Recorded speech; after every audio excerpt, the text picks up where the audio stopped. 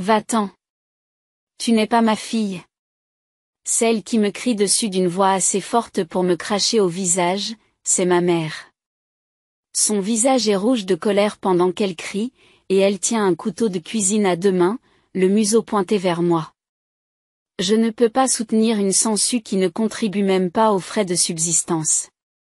Non seulement je ne retiens pas les frais de subsistance, mais je contribue également à plus de la moitié de mon revenu, soit $3000, au ménage chaque mois. Elle le sait et je le lui ai expliqué à maintes reprises, mais rien ne semble lui faire comprendre. Certes, elle a déjà perdu son sang-froid et refusé d'écouter, mais je n'aurais jamais pensé qu'elle en viendrait à brandir un couteau. Je fais attention à ne pas la provoquer davantage, gardant mes distances pour ne pas être blessée. Ces paroles glaciales parviennent à mes oreilles. Si j'avais su que tu deviendrais un tel parasite, je ne t'aurais jamais mis au monde. Je m'appelle Catherine, j'ai 29 ans. Grâce à mon travail acharné, je travaille aujourd'hui comme ingénieur système dans une grande entreprise bien connue. C'est mon père qui m'a poussé à faire ce métier. Il a toujours aimé bricoler des ordinateurs. Depuis son enfance, il est passionné par les machines et la première fois qu'il a vu un ordinateur, il a été totalement émerveillé. Les ordinateurs de l'époque étaient passionnants, mais les plus récents sont tout simplement incroyables. Regardez celui-ci, il est si fin et pourtant l'écran est si clair. En disant cela avec le sourire, mon père m'emmenait souvent, alors que je n'étais qu'un écolier, dans des magasins d'électronique. Il me montrait les derniers modèles d'ordinateurs, en soulignant leurs caractéristiques et en m'apprenant à les connaître. Le fait de voir mon père si enthousiaste à propos des ordinateurs a éveillé mon intérêt. Mon père, habituellement peu loquace, s'ouvrait toujours à moi et m'apprenait des tas de choses sur les ordinateurs. Très vite, je me suis rendu compte que je savais mieux utiliser les ordinateurs que la plupart de mes camarades, ce qui a attisé mon désir d'approfondir mes connaissances. À l'université, je me suis spécialisé dans l'ingénierie. Lorsque j'ai cherché un emploi, j'ai naturellement été attiré par les domaines liés à l'informatique. Aujourd'hui, je travaille avec plaisir en tant qu'ingénieur système dans mon entreprise actuelle. Bien que la plupart de mes tâches soient effectuées à distance, j'ai obtenu des résultats significatifs par rapport à mes pairs. De temps en temps, je me rendais dans la maison de mon enfance et je discutais travail avec mon père, c'était le bon temps. Mais un jour, il s'est soudainement effondré. J'ai reçu un appel de ma mère et je me suis précipitée à l'hôpital. Papa va bien? Il vient de tomber. J'ai appelé le 911 immédiatement. Ils ont commencé les examens dès notre arrivée à l'hôpital. Ils ont dit qu'il s'agissait d'une hémorragie sous-arachnoïdienne et qu'il fallait l'opérer immédiatement. Il est maintenant en salle d'opération. Je ne sais pas comment nous allons nous en sortir à partir de maintenant. Oh non, papa. Espérant et priant pour la sécurité de mon père, j'ai attendu. Quelques heures plus tard, le médecin est sorti et nous a donné des nouvelles de son état. Bien que l'opération ait réussi, ils ont dit qu'il pourrait y avoir des effets durables, comme des difficultés à bouger ses membres. Au moins, il était en vie. Je lui en suis reconnaissante. À mes côtés, ma mère a fait une remarque. Je me demande comment il va faire pour travailler maintenant. Je me demande s'il pourra un jour travailler comme avant. Que suis-je censé faire si notre principale source de revenus a disparu? C'était toujours comme ça avec elle. Elle pensait toujours à elle avant les autres. La voir ainsi m'a encore plus brisé le cœur. Pendant l'hospitalisation de mon père, j'ai remarqué qu'il se débattait avec ses membres, comme le médecin l'avait prévenu.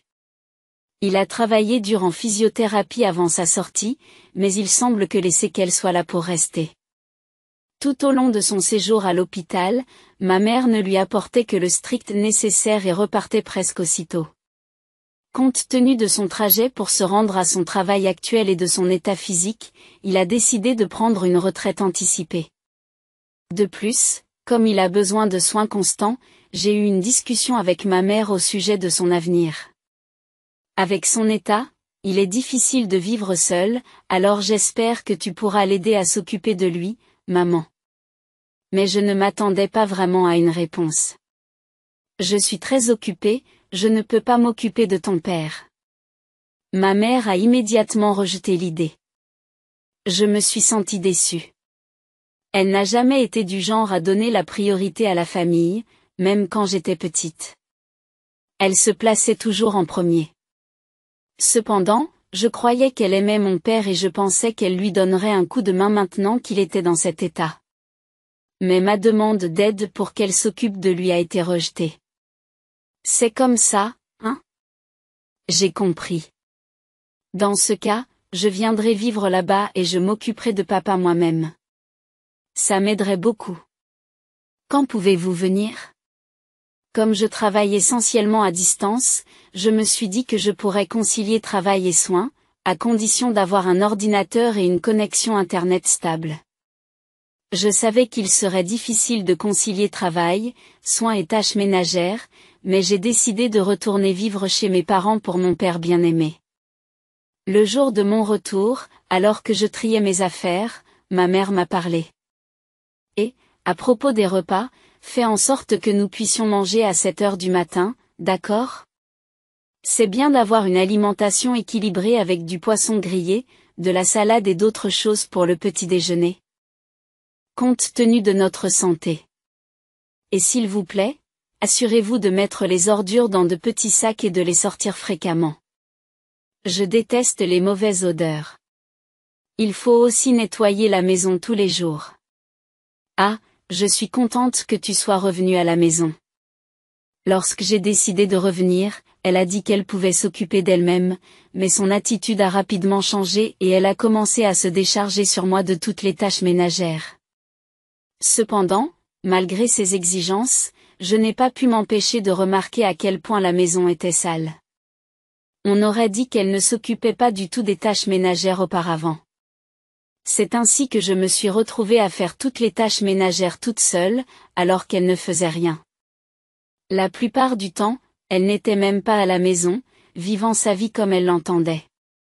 J'étais débordée tous les jours, jonglant entre le travail, les soins et les tâches ménagères. Mon père, un peu plus mince, me disait, « Je suis désolée de t'avoir causé des ennuis. Tu as aussi ton travail. » Mais je secouais lentement la tête et lui souriais. « Ne t'excuse pas, papa. Ce n'est pas de ta faute. Je suis content d'être revenu à la maison. J'aime bien parler avec toi. » En entendant cela, mon père a semblé un peu soulagé. Son état n'était pas si grave qu'il était cloué au lit ou incapable de manger tout seul. Je devais seulement l'aider un peu dans sa vie quotidienne, ce n'était donc pas très dur, et j'étais heureux de passer beaucoup de temps avec lui, comme lorsque j'étais enfant.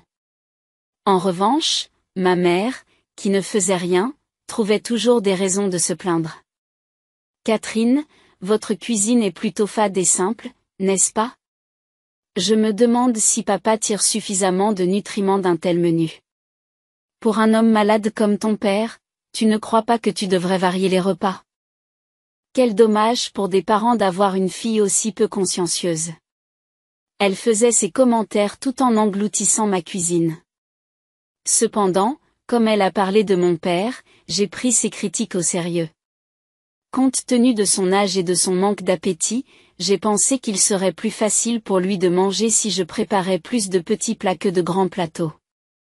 J'ai donc augmenté le nombre de plats, mais ma mère n'a rien dit. Au contraire, quelques jours plus tard, elle a fait un commentaire. Ces derniers temps, il y a trop de plats dans les repas. Ton père et moi sommes vieux, nous ne pouvons pas manger autant. Tu as vécu seul jusqu'à présent, tu ne sais pas comment économiser de l'argent? Pendant qu'elle débarrassait son assiette. Je n'ai pas pu m'empêcher de rétorquer. Ce n'est pas que tu m'aies dit de rajouter des plats d'accompagnement pour le dîner. Je prépare juste plus de petits bols pour que papa ne se lasse pas de la nourriture et pour stimuler son appétit. Maman pousse alors un soupir et se lève de son siège. Quelle attitude! C'est comme si je te harcelais et que tu le faisais à contre-séure. C'est tellement condescendant. Je n'en reviens pas. Tu prends chaque petite opinion pour une plainte, c'est pour ça que tu n'es toujours pas marié. Exprimant sa colère avec tout son corps, maman se dirigea vers le canapé devant la télévision. Bien sûr, la vaisselle est restée sur la table telle qu'elle était. Maman, maintenant assise lourdement sur le canapé, m'a regardé droit dans les yeux et a crié un seul mot.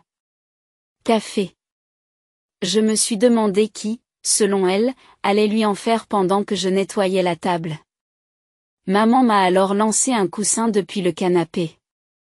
Allez, dépêche-toi de faire le café. Tu es presque toujours à la maison et tu ne vas pas au travail. Tu dis que tu t'occupes de papa, mais je parie que tu n'en veux qu'à sa retraite. Et pourtant, tu ne fais même pas le ménage correctement. Tu n'es vraiment pas raisonnable. Ne parlons plus de ça. Je te l'ai dit, j'ai décidé de travailler à la maison. Quand je suis dans ma chambre, je suis en réunion ou en train de travailler. J'ai eu beau lui expliquer, maman a refusé de comprendre quoi que ce soit au travail à domicile. Dans son esprit, j'étais apparemment revenue à la maison sous prétexte de m'occuper des autres, de ne pas contribuer aux frais de subsistance et d'être une déception pour mes parents. En réalité, c'est moi qui m'occupe de papa, alors pourquoi pense-t-elle que j'ai accès à l'argent de sa retraite et que je l'utilise à mauvais escient? En fin de compte, c'est moi qui m'occupe de papa, qui gagne de l'argent pour couvrir les frais de subsistance de mes parents et qui fait toutes les tâches ménagères. J'ai été ballottée par les caprices de maman depuis que je suis tout petit, mais j'ai atteint ma limite. Je me sens mal pour papa, mais je ne peux plus vivre à trois dans cette maison.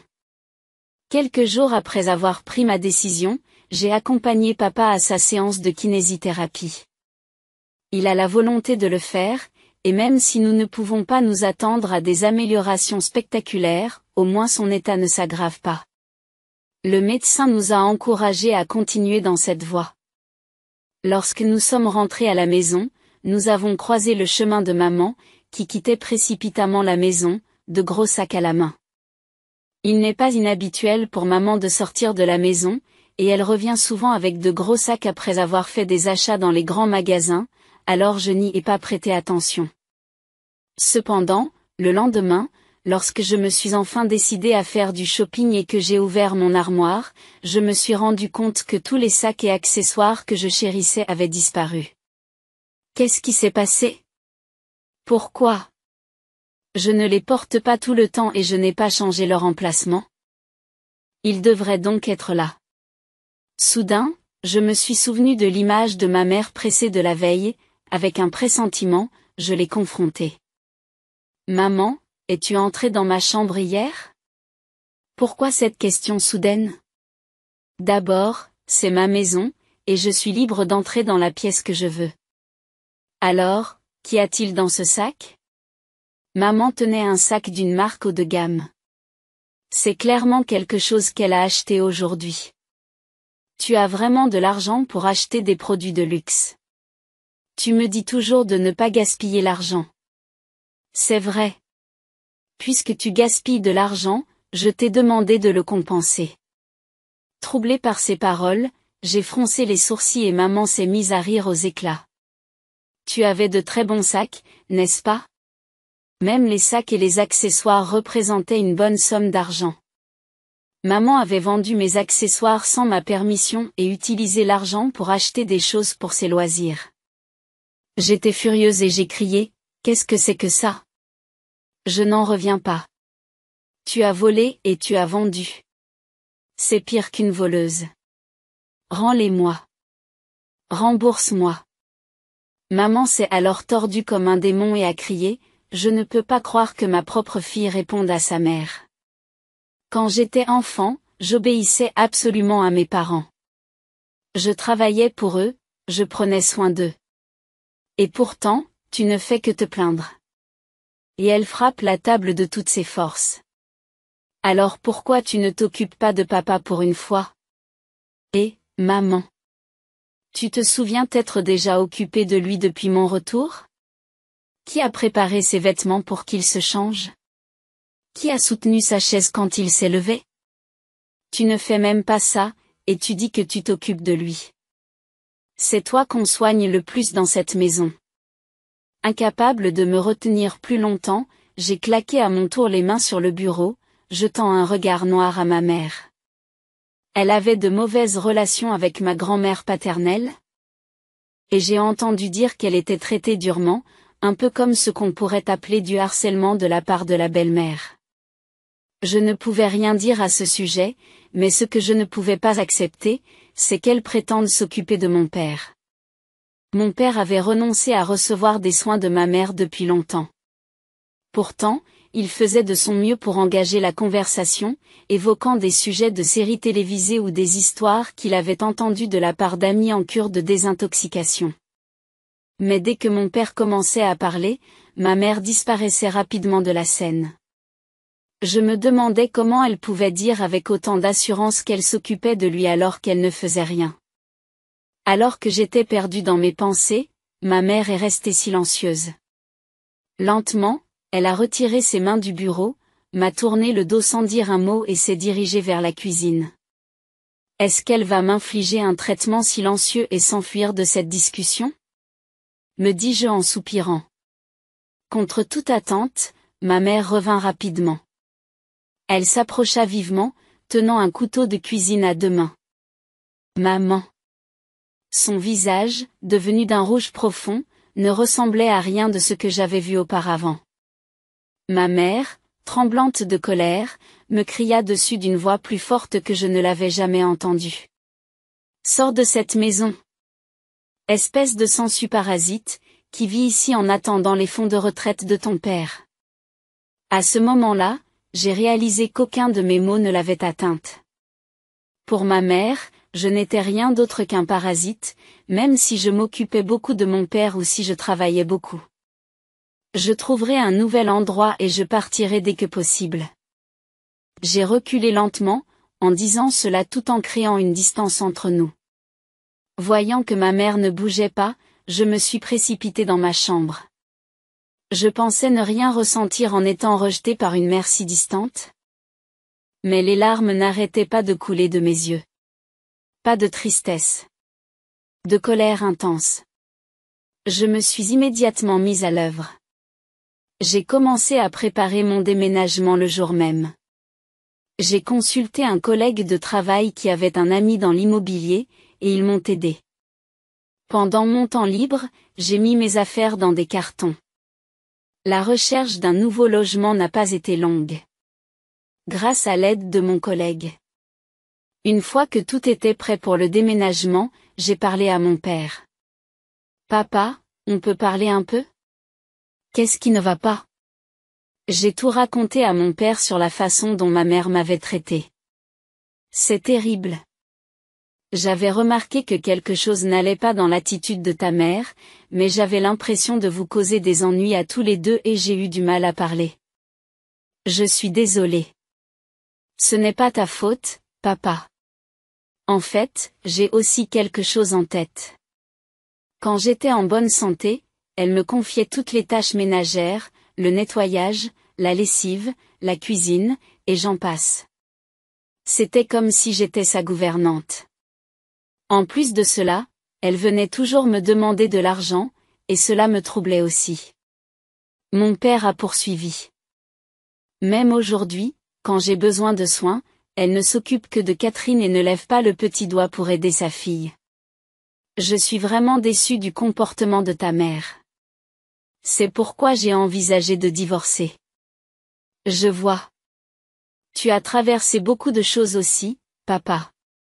Non, comparé à ce que tu as vécu, ce n'est rien. Vraiment, merci. En fait, papa, pouvoir revenir à la maison et vivre avec toi a été la chose la plus heureuse pour moi. Et je le pense du fond du cœur. Je voulais rester avec mon père. À partir de maintenant, aussi. Papa, il y a quelque chose dont je voudrais te parler. Connaissant les sentiments de mon père à l'égard de ma mère, un plan s'était formé dans mon esprit. Je l'ai partagé avec lui. Quelques jours plus tard, nous avons décidé de déménager pendant l'absence de ma mère. Elle sortait tous les mercredis, du matin à la fin du déjeuner, pour suivre ses cours de dansula et déjeuner avec ses amis, et rentrait après 15 heures. Ils ont chargé nos affaires dans le camion. Je me suis rendu compte que c'était la dernière fois que je vivais dans cette maison et j'ai ressenti de la tristesse. Je suis montée dans la voiture louée. Je n'étais pas seule. Mon père était avec moi. Comme nous voulions tous les deux nous éloigner de ma mère, nous avions décidé de déménager et de vivre ensemble, juste tous les deux. Dans la voiture, mon père parle. Catherine, est-ce que c'était le bon choix? Tu aurais pu saisir cette chance pour te libérer du fardeau de t'occuper de moi. Ne dis pas ça, papa. Je veux vivre avec toi. C'est mon plus grand bonheur. Travaillons dur ensemble à partir de maintenant. Je vous remercie. Le déménagement était terminé dans l'après-midi, et nous nous sommes assis pour manger le repas à emporter que nous avions acheté, tout en discutant. Désolé pour aujourd'hui, nous n'avons pas eu beaucoup de temps, alors ce ne sont que des boîtes à lunch de dépanneur. Je me souviens de ces boîtes. J'en mangeais souvent avant que Catherine ne revienne. Je ne trouvais pas le temps de cuisiner à cause du travail. Ta mère avait toujours quelque chose à dire à ce sujet. Papa rit en disant cela. Même des conversations aussi simples donnaient un goût délicieux au repas. Après une pause, nous avons commencé à déballer nos affaires et à nous installer quand le téléphone a sonné. C'était maman. J'ai décroché et mis le haut-parleur pour que papa puisse entendre. Bonjour. Pourquoi êtes-vous parti tout à coup? Je voyais bien que maman était en train de paniquer au téléphone. Pourquoi tes affaires et celles de papa ont-elles disparu? Qu'est-ce que cela signifie? Papa et moi avons décidé de déménager ensemble. C'était le bon moment puisque tu m'as dit de partir de toute façon. Il y a un problème? Tu n'as plus à t'inquiéter des soins ou des frais de subsistance. Qu'est-ce que je suis censé faire pour mes frais de subsistance sans papa? Je compte sur sa pension et son fonds de retraite. Où en es-tu maintenant? Pourquoi ne t'occupes-tu pas de tes propres affaires? Nous sommes déjà dans notre nouvel appartement.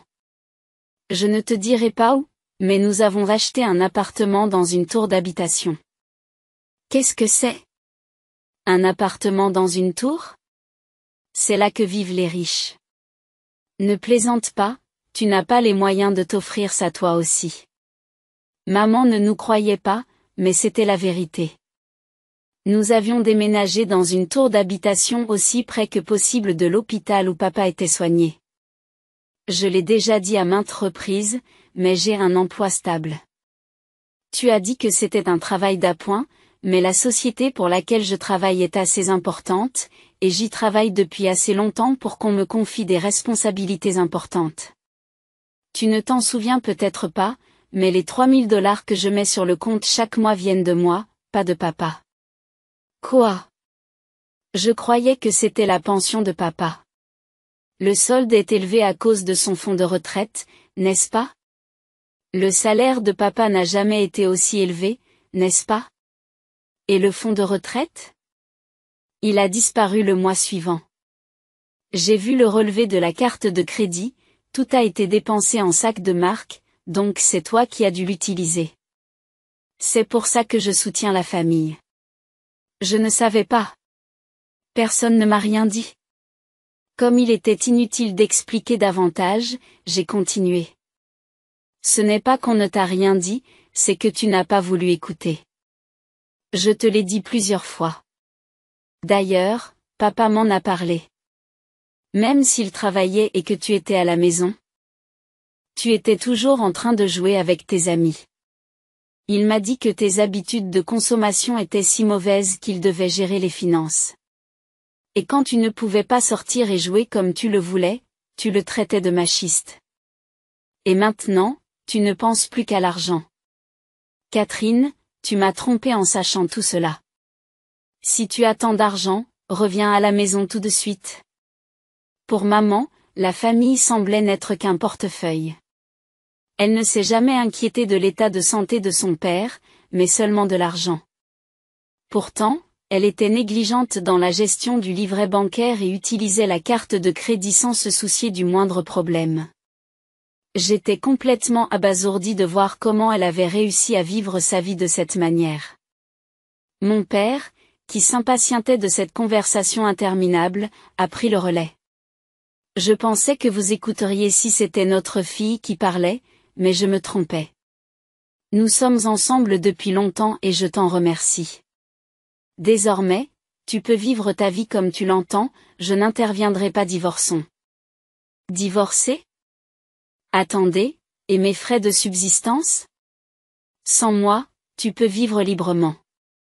Je t'enverrai les papiers du divorce plus tard, tu n'as qu'à les signer. C'était vraiment une personne qui ne pensait qu'à elle. Alors que je restais là, incrédule, papa a raccroché le téléphone sans dire un mot de plus. Je suis désolé de t'avoir fait culpabiliser. Par ces mots, mon père a parlé et je lui ai répondu. Merci, papa. Le lendemain, nous devions nous rendre à l'hôpital pour le rendez-vous de mon père. Je n'aurais jamais pensé vivre un jour dans un endroit aussi pratique. Catherine, merci. J'ai pensé que ce serait mieux pour toi d'avoir une vie plus facile, papa. En plus, vivre ici est beaucoup moins cher que de vivre dans une tour du centre-ville, alors il semble que nous pourrons vivre plus confortablement. Sur ce, nous avons quitté la maison. Au bout d'une dizaine de minutes, nous sommes arrivés à l'hôpital. Les portes automatiques de l'entrée se sont ouvertes et nous avons été surpris. Ma mère était assise sur une chaise près de l'entrée. Elle nous attendait apparemment depuis le matin. Dès qu'elle nous a vus, elle s'est levée d'un bond, comme si elle avait attendu, et s'est dirigée vers nous. Qu'est-ce que ce coup de téléphone d'hier? Je n'ai pas entendu parler de votre salaire ni de votre départ avec papa. Je ne vous laisserai pas vivre seul dans un bel endroit. Soudain, la main de ma mère s'est tendue vers moi. Elle m'a attrapée et m'a dit, « Laisse-moi aussi vivre dans la tour. » Même à ce moment-là, je n'étais plus en colère et je ne pouvais que garder mon calme. Pourquoi pense-t-elle qu'elle peut obtenir ce qu'elle veut en parlant comme ça? Je me suis rendu compte qu'elle n'avait pas du tout pensé à notre famille et j'ai même commencé à avoir pitié d'elle. Nous avons décidé que c'était juste entre papa et moi. S'il vous plaît, abandonnez. J'ai décidé de ne plus te considérer comme ma mère. Je vous remercie pour tout ce que vous avez fait jusqu'à présent. Mais à partir de maintenant, laisse-moi vivre ma propre vie. Je ne le permettrai pas. Je n'ai pas besoin de votre permission. Maintenant, lâchez ma main. C'est un hôpital. Si vous n'arrêtez pas, j'appelle la police. Retrouvant un peu de son calme, ma mère regarde enfin autour d'elle. Les autres patients nous jetaient des coups d'œil. Des personnes qui semblaient faire partie du personnel de l'hôpital se dirigeaient vers nous, accompagnées d'un agent de sécurité. Paniquée, ma mère a relâché son emprise sur moi. Tout va bien ici? Sans regarder son interlocuteur, ma mère s'est empressée de partir. Je m'excuse pour cette agitation. C'était ma mère. Nous avons eu un petit désaccord. J'ai dit cela en regardant l'entrée de l'hôpital, où je pouvais voir le dos de ma mère. Elle semblait plus faible que d'habitude. Dans les jours qui ont suivi, ma mère a semblé surveiller l'hôpital et nous chercher. Mais elle n'agit avec assurance qu'envers les personnes qu'elle perçoit comme plus faibles qu'elle. Après s'être fait chasser par les agents de sécurité et crier dessus par d'autres patients affirmatifs, qui la traitaient de personnes suspectes, elle a cessé de se montrer. C'est ce jour-là, à l'hôpital, que j'ai vu ma mère pour la dernière fois. Par la suite, mon père a consulté un avocat et a commencé à travailler sérieusement pour obtenir le divorce. Jusqu'à la fin, ma mère n'était pas enthousiaste à l'idée de divorcer, elle faisait des histoires et demandait même une pension alimentaire. Après que l'avocat lui a patiemment expliqué ce qu'était une pension alimentaire, elle a réalisé qu'elle n'était pas en mesure d'en recevoir. Elle a essayé de pleurer et de supplier l'avocat, disant qu'elle ne pouvait pas vivre seule, mais l'avocat l'a froidement orientée vers les centres d'aide financière et de soutien du gouvernement local, et a poursuivi la procédure. Finalement, quelques mois après l'incident à l'hôpital, le divorce a été prononcé. Mon père a décidé de vendre la maison car il n'en avait plus besoin. Ma mère était fortement opposée à la perte de la maison, mais dès qu'elle a appris qu'elle recevrait de l'argent provenant du partage des biens, même après le divorce, elle a complètement changé d'avis.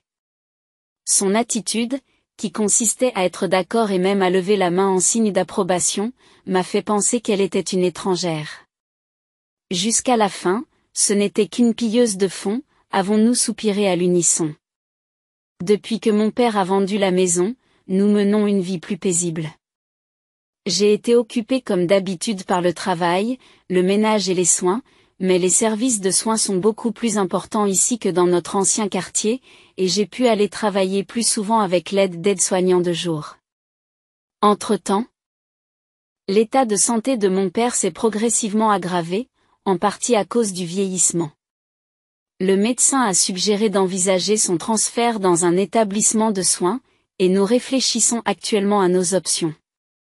Alors que nous commencions à nous habituer à cette vie, j'ai reçu un appel d'un numéro inconnu. Pensant qu'il s'agissait d'un appel professionnel, j'ai répondu et j'ai entendu la voix de ma mère. Catherine, je n'ai presque plus d'économie. Cela ne fait que quelques mois que nous avons vendu la maison, mais il semble que les économies soient presque épuisées. Alors, pourrais-tu me donner un peu d'argent ? Considère cela comme ton dernier acte de gentillesse envers ta mère. Je n'ai plus d'argent à te donner. Je vis heureuse avec papa maintenant. Peux-tu nous laisser tranquilles, s'il te plaît ? Vous laisser ? Comment oses-tu parler à ta mère comme ça ? Me donner de l'argent ne devrait pas être un problème pour toi, Catherine.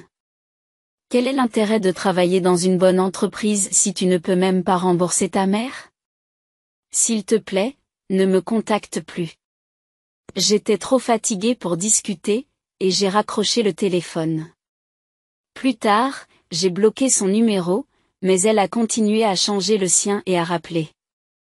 Il semble que ma mère, qui n'était pas au courant de la fonction de blocage des appels, ait fini par comprendre qu'elle pouvait me joindre en utilisant un autre téléphone. J'ai continué à bloquer tous les nouveaux numéros d'où elle appelait, mais c'était comme un jeu de bingo sans fin. Finalement, j'ai changé mon propre numéro, ce qui a mis fin aux appels.